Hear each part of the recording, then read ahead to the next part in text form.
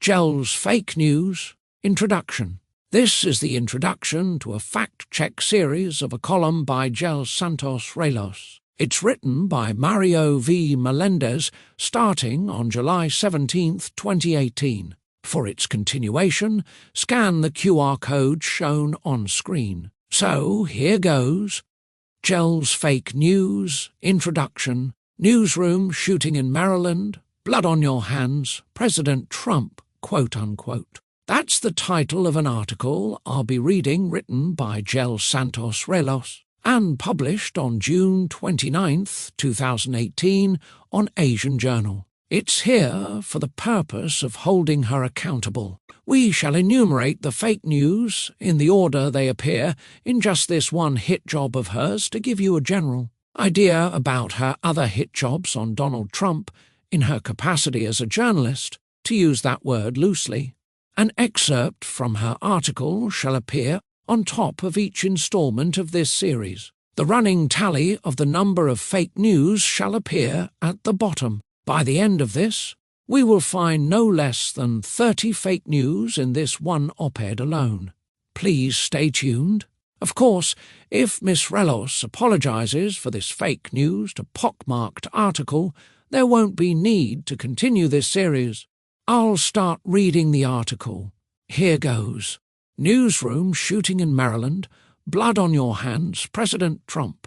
Quote, journalists, like all Americans, should be free of the fear of being violently attacked while doing their jobs. Unquote.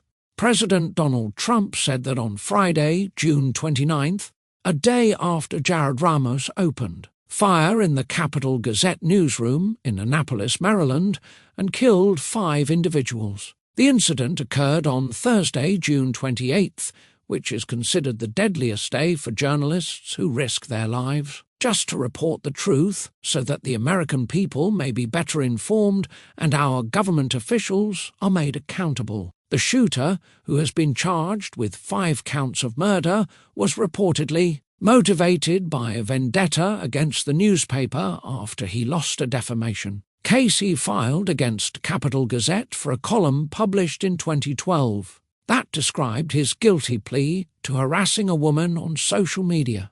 Trump's comment came a day late after ignoring reporters' questions about the tragedy, an unusual response for the president who would fire a barrage of attacks over Twitter to defend his loyal supporters like Sarah Huckabee, Sanders, and even dictators he admires like Russia's Vladimir Putin.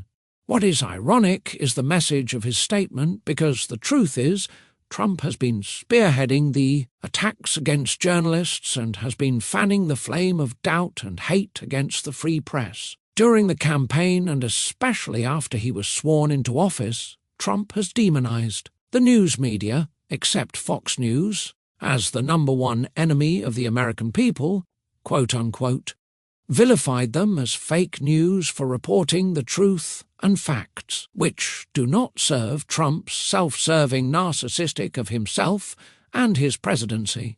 Many reporters have reportedly been verbally attacked by Trump supporters. As a result, emboldened by Trump's accusations and suggestions against news media, including liking a video on Twitter showing him attacking a man whose face was covered by label CNN. As the Washington Post reported, the far-right provocateur, Milo Yiannopoulos, had sent out a message to reporters on Tuesday saying, "I can't wait for the vigilante squads to start gunning journalists down on sight."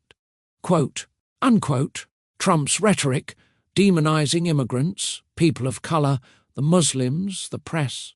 His critics among the Republican Party, President Barack Obama, the Democratic Party, justices who do not support his agenda, the U.S., intelligence community, our allies in the international community, the United Nations, the members of the LGBTQ community, etc., has emboldened a lot of his fan base to act on the seeds of hate he has been planting in their consciousness. Hate crimes have risen dramatically since the 2016 election and continue to be on the rise since Trump became president. This climate has been the backdrop of this newsroom attack in Maryland. The First Amendment to the U.S. Constitution mandates that Congress shall make no law abridging the freedom of speech or of the press. According to the American Civil Liberties Union, ACLU, this constitutional mandate, quote, is also an essential contributor to the American belief in government confined by a system of checks and balances, operating as a restraint on tyranny, corruption, and ineptitude. For much of the world's history, governments, following the impulse described by Justice Holmes, have presumed to play the role of benevolent but firm censor on the theory that the wise governance of men proceeds from the wise governance of their opinions. But the United States was founded on the more cantankerous revolutionary principles of John Locke, who taught that under the social compact sovereignty always rests with the people, who never surrender their natural right to protest or even revolt. When the state exceeds the limits of legitimate authority, speech is thus a means of people power through which the people may ferret out corruption and discourage tyrannical excesses. Unquote. Trump should know and understand what Supreme Court Justice Hugo Black wrote in the decision of the landmark case New York Times versus United States. In 1971, the press was to serve the governed, not the governors. Quote, unquote. The freedom of the press, protected by the First Amendment, is critical to a democracy in which the government is accountable to the people. End of the article by Gel Santos Relos. Blood on your hands, President Trump, quote unquote. In the title alone is already fake news and starts the fake news count. A dishonest headline, unsupported and even contradicted by the article below it, has always been the modus operandi of unscrupulous so-called journalists like Gel Santos Relos. Fake news count 1. For its continuation, scan the QR code shown on screen.